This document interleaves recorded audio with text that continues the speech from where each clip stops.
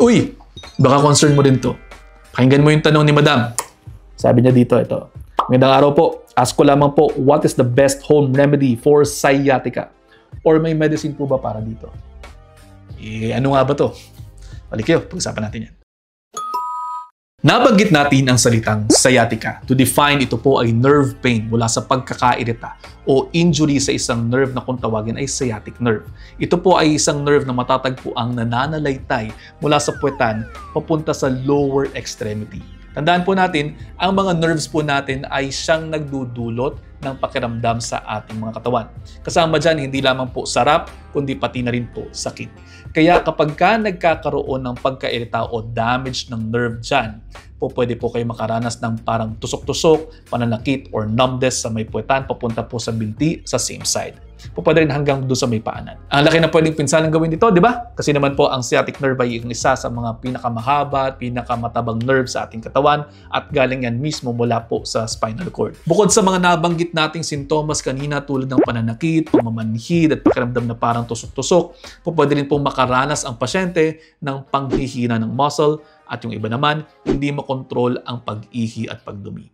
Rare naman po ito, pero yes, nangyayari pa din.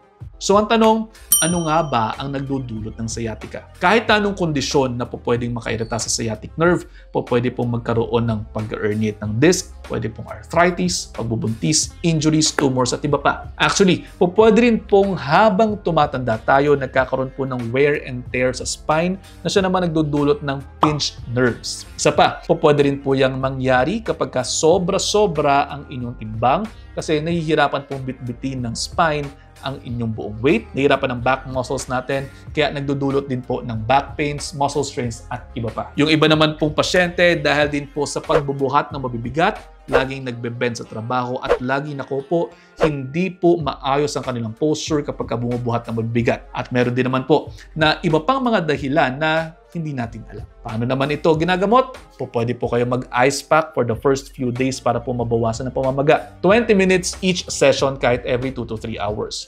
And then, matapos po ang ilang araw, pwede pong mag-warm compress naman.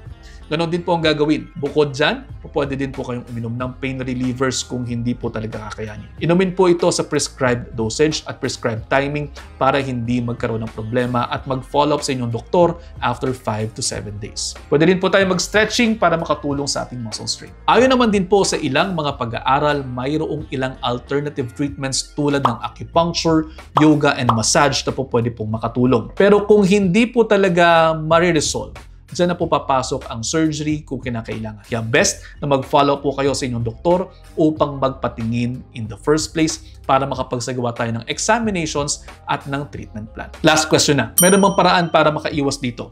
Sagot, meron naman.